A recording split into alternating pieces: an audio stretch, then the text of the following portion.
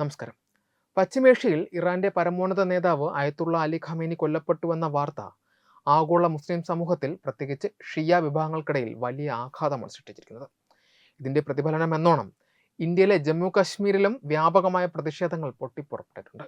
2019 article 370 റദ്ദാക്കിയതിനു ശേഷം കശ്മീർ താഴ്വരയിൽ പൊതുവായ പ്രതിഷേധങ്ങളും ഹർത്താലുകളും ഏറെക്കുറെ അപ്രത്യക്ഷമായ സാഹചര്യത്തിലാണ് ഖമേനിയുടെ വധത്തിൽ പ്രതിഷേധിച്ച് നൂറുകണക്കിന് ആളുകൾ തെരുവിലിറങ്ങിയത് എന്നത് ഏറെ ശ്രദ്ധേയമാണ്.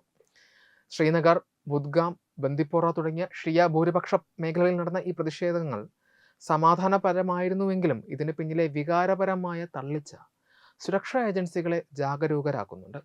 ലാൽ ചൗക്ക് പോലെയുള്ള തന്ത്രപ്രധാനമായ ഇടങ്ങളിൽ ആളുകൾ ഒത്തുകൂടുകയും അമേരിക്കയ്ക്കും ഇസ്രായേലിനുമെതിരെ മുദ്രാവാക്യങ്ങൾ മുഴക്കുകയും ചെയ്തത് താഴ്വരയിലെ മാറിയ രാഷ്ട്രീയ സാഹചര്യത്തിൽ പുതിയൊരു വെല്ലുവിളിയായി കാണേണ്ടതുണ്ട്.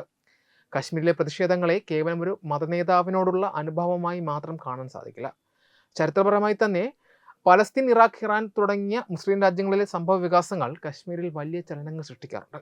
എന്നാൽ നിലവിലെ ആഗോള സാഹചര്യത്തിൽ ഇത്തരം വൈകാരിക പ്രകടനങ്ങളെ തീവ്രവാദ സംഘടനകളും ഇസ്ലാമിസ്റ്റ് ഗ്രൂപ്പുകളും തങ്ങളുടെ താല്പര്യങ്ങൾക്കായി ഉപയോഗപ്പെടുത്താനുള്ള സാധ്യത തള്ളിക്കളയാനാവില്ല.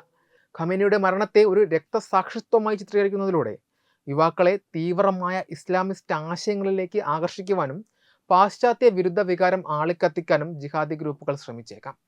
കശ്മീരിലെ സമാധാന അന്തരീക്ഷം തകർക്കുവാൻ അവസരം കാത്തിരിക്കുന്ന അതിർത്തിക്കപ്പുറത്തെ ഭീകര സംഘടനകൾ ഇത്തരം പ്രതിഷേധങ്ങളെ ഒരു മറയാക്കി മാറ്റാനുള്ള നീക്കങ്ങൾ നടത്തുവാൻ സാധ്യതയുണ്ടെന്ന് സുരക്ഷാ നിരീക്ഷകർ മുന്നറിയിപ്പ് നൽകുന്നുണ്ട്. കശ്മീരിലെ ഷിയ മുസ്ലിങ്ങൾക്കിടയിൽ ഖമേനിക്കുള്ള ആത്മീയ സ്വാധീനം വളരെ വലുതാണ്. അതുകൊണ്ട് തന്നെ ഈ പ്രതിഷേധങ്ങളിൽ സമാധാന അന്തരീക്ഷം നിലനിർത്തുക എന്നത് ഭരണകൂടത്തെ സംബന്ധിച്ചിടത്തോളം വലിയൊരു പരീക്ഷണം കൂടിയാണ്. വൈകാരികമായ ഇത്തരം സന്ദർഭങ്ങളെ രാഷ്ട്രീയ മുതലെടുപ്പിനായി വിഘടനവാദി ഗ്രൂപ്പുകൾ ഉപയോഗിക്കാതിരിക്കാൻ കനത്ത സുരക്ഷാ സന്നാഹങ്ങളാണ് ശ്രീനഗറിലും പരിസര പ്രദേശങ്ങളിലും ഒരുക്കിയിരിക്കുന്നത്.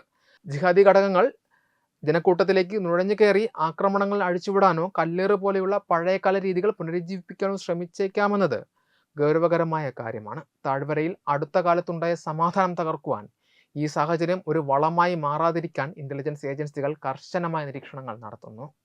ചുരുക്കത്തിൽ, ഖമേനിയുടെ വധം സൃഷ്ടിച്ച നയതന്ത്ര പ്രത്യാഘാതങ്ങൾ പശ്ചിമേഷ്യയിൽ ഒതുങ്ങുന്നതല്ല, മറിച്ച് അത് കശ്മീർ പോലെയുള്ള തന്ത്രപ്രധാന മേഖലകളിലും സുരക്ഷാ ഭീഷണികൾ ഉയർത്തുന്നുണ്ട്.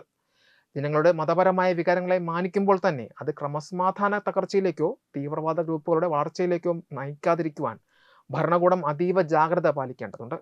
ആഗോള ഇസ്ലാമിസ്റ്റ് അജണ്ടകൾ കശ്മീരിലെ യുവാക്കളെ വഴിതെറ്റിക്കാതിരിക്കാൻ രാഷ്ട്രീയ നേതൃത്വവും മതപണ്ഡിതരും ഒരുപോലെ സഹകരിക്കേണ്ടത് ഈ ഘട്ടത്തിൽ അത്യന്താപേക്ഷിതമാണ്. വരും ദിവസങ്ങളിൽ ഇറാനിൽ നിന്നുള്ള തിരിച്ചടികൾ വർദ്ധിക്കുന്നതനുസരിച്ച് കശ്മീരിലെ അന്തരീക്ഷത്തിലും മാറ്റങ്ങൾ ഉണ്ടായേക്കാം എന്നതിനാൽ ഇന്ത്യയുടെ ആഭ്യന്തര സുരക്ഷാ നയത്തിൽ ഈ വിഷയം വലിയ പ്രാധാന്യമർഹിക്കുന്നു.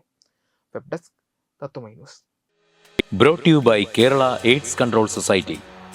HIV എയ്ഡ്സ് സംബന്ധമായ സംശയങ്ങൾക്ക് 1097 എന്ന 24 മണിക്കൂറും പ്രവർത്തിക്കുന്ന ടോൾ ഫ്രീ നമ്പറിലേക്ക് വിളിക്കുക. വാട്സാപ്പിലും ഫേസ്ബുക്കിലും ഒക്കെ സ്റ്റാറ്റസ് അപ്ഡേറ്റ് ചെയ്യാറുണ്ടല്ലോ. HIV സ്റ്റാറ്റസോ HIV പിടിപെടാനുള്ള സാഹചര്യങ്ങളിൽ കൂടി അറിഞ്ഞോ അറിയാതെയോ കടന്നു പോയിട്ടുണ്ടാവാം. എന്ത് തന്നെയായാലും മുൻകൂട്ടി പരിശോധിച്ച് HIV സ്റ്റാറ്റസ് അറിയൂ. സൗജന്യ HIV പരിശോധനയും കൗൺസിലിങ്ങും ആരോഗ്യ കേന്ദ്രങ്ങളിൽ പ്രവർത്തിക്കുന്ന ICTC അഥവാ ജ്യോതിസ് കേന്ദ്രങ്ങളെ സമീപിക്കുക. നിങ്ങളുടെ സ്റ്റാറ്റസ് എന്തായാലും വിവരങ്ങൾ രഹസ്യമായി സൂക്ഷിക്കുന്നതായിരിക്കും.